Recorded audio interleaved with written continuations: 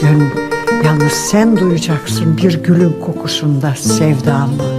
Sen göreceksin, sen bileceksin, hissedeceksin. Bir gün yolun sonunda, saatler durduğunda.